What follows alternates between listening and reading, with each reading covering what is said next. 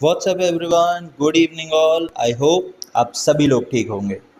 So guys, आज है हमारी सीरीज का डे 5 और आज का हमारा टॉपिक है basis of accounting.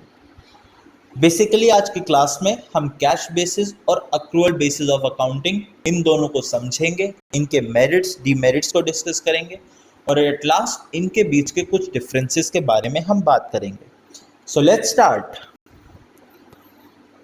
The most significant function of accounting is to determine profit earned और loss incurred। ये बात हमें पता है कि बिजनेस के अकाउंटिंग का बेसिक पर्पस है कि हम बिजनेस की फाइनेंशियल स्टेटमेंट्स प्रिपेयर करें ताकि हम बिजनेस में जो प्रॉफिट या लॉस हमें हुआ है उसके बारे में पता कर सकें, उस अमाउंट को जान सकें और उसके पीछे के रीजंस को थ्रू बिजनेस एनालिसिस हम पता कर सकें बच्चों। Profit loss or profit earned or loss incurred by the business can be determined either by cash basis or accrual basis of accounting। अब अकाउंटिंग करने के बेसिकली बच्चों दो टाइप्स होते हैं, पहला कैश बेसिस ऑफ अकाउंटिंग और दूसरा अक्रूवल बेसिस ऑफ अकाउंटिंग। अब बेसिकली इन दोनों अकाउंटिंग में होता क्या है कि कैश बेसिस में हम क्या करते हैं, सिंपली जब भी हमें पैसा रिसीव हुआ या जब भी हमने अमाउंट पे कर दिया उस पॉइंट पर हम ट्रांजैक्शन को अपनी बुक्स में रिकॉर्ड कर लेते हैं। फॉर एग्जाम्पल, हमने एक गुड्स परचेज करे 10,000 रुपीज़ के। हमने जुलाई 20 को 10,000 रुपीज़ के गुड्स परचेज करे और जुलाई 25 को हमने 10,000 रुपीज़ की पेमेंट कर दी उस पर्सन को जिससे हमने गुड्स परचेज करे थे। तो according to cash basis of accounting जो ट्रांजैक्शन है वो हमारी बुक्स में जुलाई 25 को रिकॉर्ड होगी माय डियर स्टूडेंट्स, क्योंकि वही वो दिन था जिस दिन हमने अपने एक्सपेंसेस को पे करा और अपनी बुक्स ऑफ अकाउंट्स में रिकॉर्ड करा।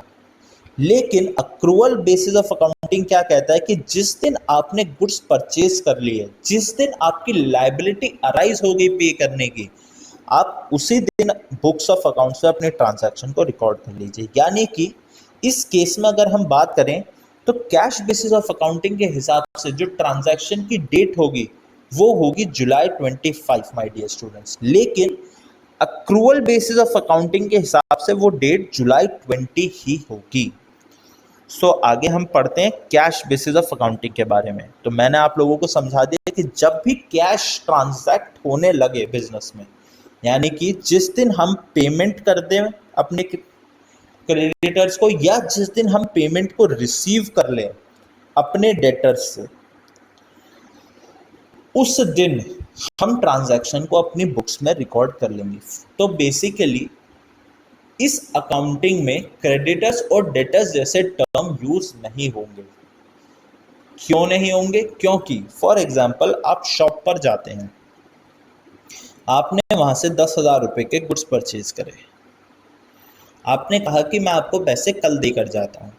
तो जो शॉपकीपर है जो cash basis of accounting follow कर रहा है वो क्या करेगा कि इन 10,000 रुपये को सिर्फ एक रफ वर्क में नोट कर लेगा ताकि उसको याद रहे कि उसे आपसे 10,000 रुपये लेने हैं। लेकिन जब आप नेक्स्ट डे जाकर उसको ये अमाउंट पे करेंगे ना, उसी दिन वो उसे अपनी एक्चुअल बुक्स ऑफ अकाउंट्स में या जो ओरिजिनल बुक्स हैं अपनी उसमें रिकॉर्ड करेगा बच्चों। तो यहाँ पर हम पढ़ते हैं अब इसके बारे में कि transactions are recorded in the books of accounts on cash being received और पेड। जो हमने बात करी कि जब कैश पे हो जाएगा या कैश हमें रिसीव हो जाएगा तभी हम ट्रांजैक्शन को रिकॉर्ड करेंगे। यानी कि it means revenue is recognised on receipt of cash. Revenue तभी रिकॉग्नाइज किया जाएगा जब कैश रिसीव हो गया और एक्सपेंस तभी माना जाएगा जब कैश पे कर दिया गया। अब बेशक आप गुड्स आज परचेज कर लो लेकिन पेमेंट उसकी 4 महीने बाद करो, तो जब 4 महीने बाद आप पेमेंट कर दोगे उस दिन जिस दिन आप पेमेंट करेंगे उस दिन उसको एक एक्सपेंस हम कंसिडर कर लेंगे। तो यानी जब कैश बेसिस ऑफ अकाउंटिंग हम फॉलो करते हैं तो outstanding expense, prepaid expense, income received in advance और एक्रूड इनकम जैसे कॉन्सेप्ट्स को हम कंसिडर नहीं करते बच्चों।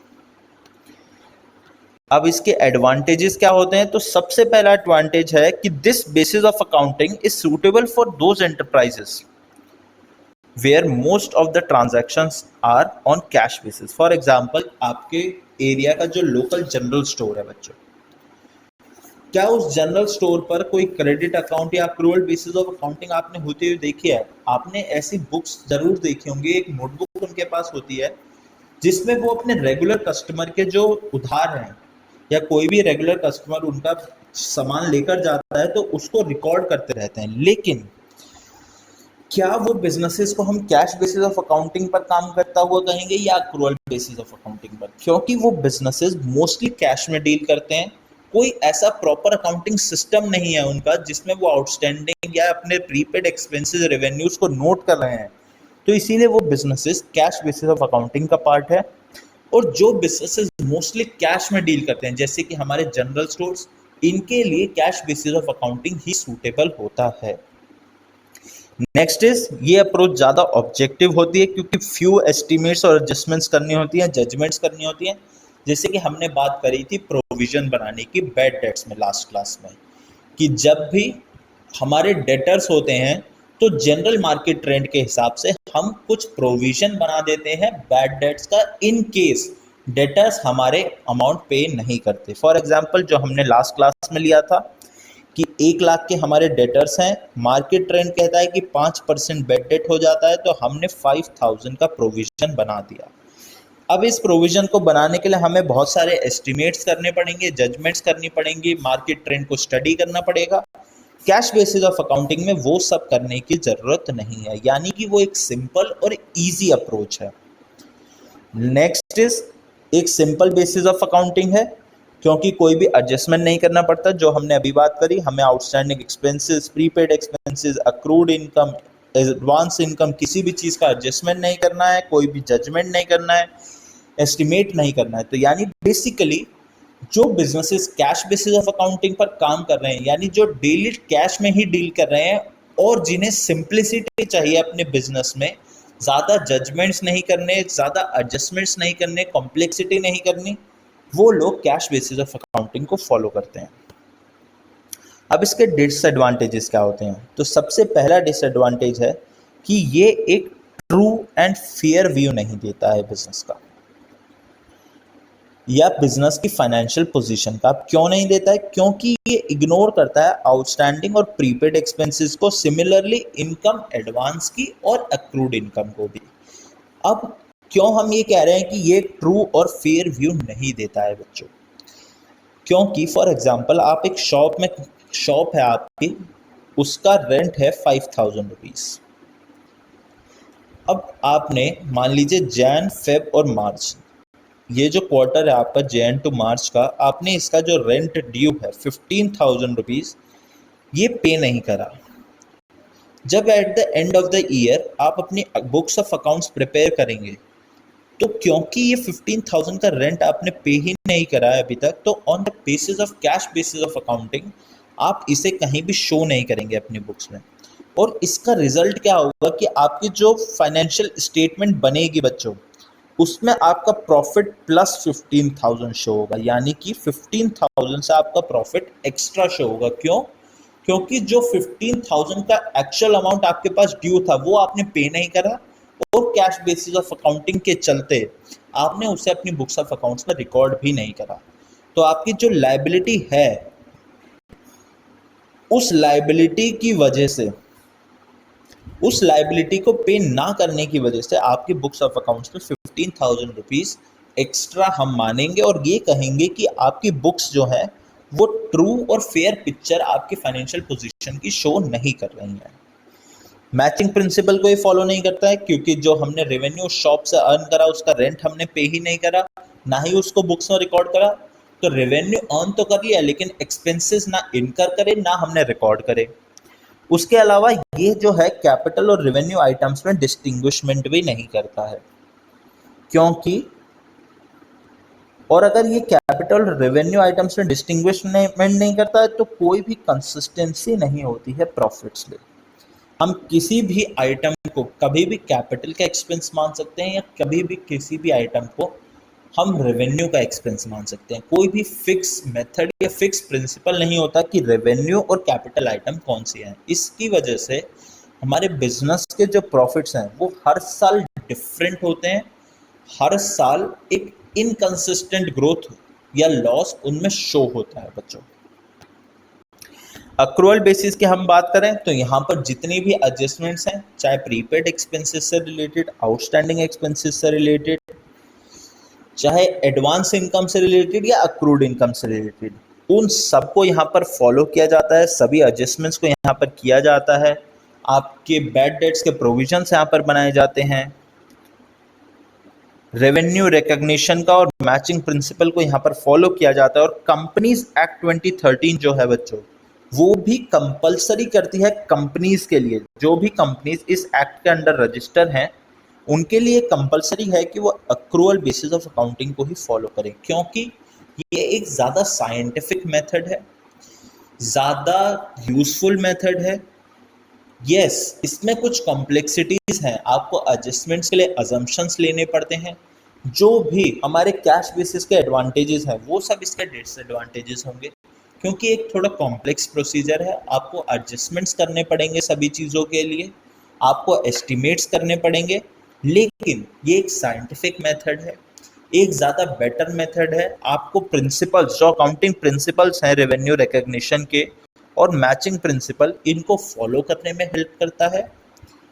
और साथ ही एक्चुअल और ट्रू पिक्चर जो है हमारी फाइनेंशियल पोजीशन की, वो भी ये अकाउंटिंग शोकेस करने में हेल्प करता है बच्चों। तो इसका सबसे पहला एडवांटेज क्या है कि ये एक साइंटिफिक मेथड है कैश बेसिस ऑफ अकाउंटिंग के कंपैरिजन में। दूसरा ये है कि कंप्लीट पिक्चर दिखाता है, हमने बात करी थी, क्योंकि सभी चीज़ों के एडजस्टमेंट्स हम बुक्स ऑफ अकाउंट्स में कर रहे हैं, तो एक ट्रू और फेयर व्यू दिखेगा, एक कंप्लीट पिक्चर दिखेगी हमारी फाइनेंशियल पोजीशन की। तीसरा ये है कि करेक्ट प्रॉफिट और लॉस आएगा, क्योंकि हम रेवेन्यू रिकॉग्निशन प्रिंसिपल को फॉलो कर रहे हैं, हम मैचिंग प्रिंसिपल को फॉलो कर रहे हैं, क्योंकि अकाउंटिंग प्रिंसिपल्स की करेक्ट एप्लीकेशन हो रही है इस कॉन्सेप्ट में, तो इसलिए प्रॉफिट और लॉस जो है वो करेक्ट डिपिक्ट होगा बच्चों।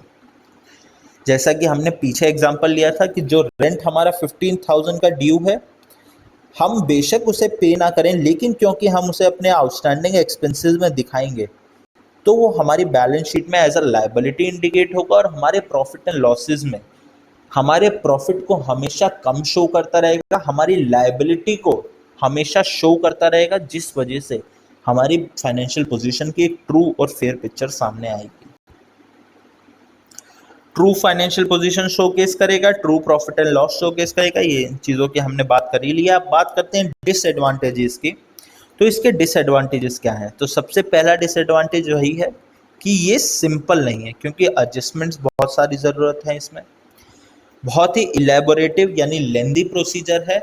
सभी चीज़ों की एडजस्टमेंट्स करना, सभी चीज़ों को ड्यूली रिकॉर्ड करना बहुत ही कॉम्प्लेक्स प्रोसीजर हो जाता है। और तीसरा, quick appraisal of profit and loss is not possible. Quick appraisal से मतलब क्या है बच्चों? क्विक अप्रेजल से मतलब है कि आप आज अपना प्रॉफिट कैलकुलेट करना चाहते हैं, या आज चेक करना चाहते हैं कि आपको अभी तक बिजनेस में प्रॉफिट हुआ है लॉस, तो ये पॉसिबल नहीं है कि आप आज के आज चेक कर सकें। कुछ टाइम लगेगा, हफ्ते भर का या 10-15 दिन लगेंगे आपकी पूरी फाइनेंशियल पोजीशन को प्रिपेयर करने में, पूरी फाइनेंशियल स्टेटमेंट को प्रिपेयर करने में। क्यों? क्योंकि बहुत सारी एडजस्टमेंट्स की रिक्वायर होती है ट्रू फाइनेंशियल पोजीशन को असर्टेन करने में, कैलकुलेट करने में, ट्रू फाइनेंशियल पोजीशन को पता करने में my dear students. So last topic of the day, इन दोनों के बीच का कंपैरिजन, कि इन दोनों के बीच में क्या डिफरेंसेस हैं। तो अभी तक हमने जो भी इनके बारे में पढ़ा, इनके कॉन्सेप्ट्स पढ़े, एडवांटेजेस पढ़े, डिसएडवांटेजेस पढ़े, तो उनके बेसिस पर आप लोगों को समझ आ गया होगा कि इन दोनों के बीच क्या डिफरेंस है। हमने एक एग्जांपल भी लिया कि अगर रेंट ड्यू है और अगर हमने उसको बुक्स ऑफ अकाउंट्स में शो नहीं करा तो ट्रू और फेयर फाइनेंशियल पोजीशन शो नहीं होगी। हमने एक एग्जांपल डिस्कस करा रेंट से रिलेटेड शॉप की, जिसमें हमने बात करी कि अक्रूवल बेसिस किसे कहेंगे, कैश बेसिस किसे कहेंगे, हमने एक पेमेंट का एग्जांपल लिया जिसके थ्रू भी हमने इन दोनों बेसिस ऑफ अकाउंटिंग को समझा माय डियर स्टूडेंट्स। अगर आपने एग्जांपल ध्यान से नहीं सुना तो आप फिर से वीडियो को स्टार्टिंग से देखिए। एग्जांपल वहाँ पर डिटेल में डिस्कस किया गया है, आप लोगों को 100% फॉर श्योर समझ आएगा बच्चों। अब बात करें इन दोनों के बीच के कुछ डिफरेंसेस की। नेचर ऑफ ट्रांजैक्शन सबसे पहला हमारे यहाँ दे रखा है, तो अक्रूअल बेसिस में हम दोनों कैश और क्रेडिट ट्रांजैक्शंस को रिकॉर्ड करते हैं, लेकिन कैश बेसिस में सिर्फ और सिर्फ कैश रिलेटेड पेमेंट्स को रिकॉर्ड किया जाता है। आउटस्टैंडिंग या एडवांस इनकम और एक्सपेंसेस जो है सिर्फ अक्रूअल बेसिस में रिकॉर्ड किए जाते हैं, कैश बेसिस में नहीं किए जाते। अक्रूअल बेसिस में जो प्रॉफिट और लॉस डिटरमाइन किया जाता है वो ज़्यादा एक्यूरेट होता है in comparison to cash basis of accounting. Similarly accrual basis of accounting क्योंकि एक कॉम्प्लेक्स प्रोसेस है, क्योंकि बहुत सारी एडजस्टमेंट्स की यहाँ पर रिक्वायरमेंट है, तो एक high level of accounting knowledge, एक अच्छी नॉलेज अकाउंटिंग की हमें रिक्वायर्ड है। लेकिन कैश बेसिस में उतनी अच्छी नॉलेज या उतनी हाई लेवल ऑफ नॉलेज, उतना एक्सपर्टीज की ज़रूरत नहीं है। बेसिकली आपको सिंपली ट्रांजैक्शंस को रिकॉर्ड करना है, जहाँ भी पेमेंट करा है उसको रिकॉर्ड करना है, जहाँ भी पेमेंट रिसीव करा है उसको रिकॉर्ड करना है। लीगल पोजीशन की बात की जाए तो अक्रूअल बेसिस को कंपनीज एक्ट 2013 रिकॉग्नाइज करता है, लेकिन कैश बेसिस को कंपनीज एक्ट रिकॉग्नाइज नहीं करता है। एक्सेप्टेबिलिटी की बात की जाए तो क्योंकि ट्रू एंड फेयर व्यू जो है बिजनेस का वो अक्रूअल बेसिस में पता चलता है, बिजनेस की असली फाइनेंशियल पोजीशन क्या है वो अक्रूअल बेसिस ऑफ अकाउंटिंग हमें बताता है बच्चों। तो इसीलिए ये प्रिंसिपल, ये बेसिस ज़्यादा एक्सेप्टेबल है in comparison to cash basis of accounting.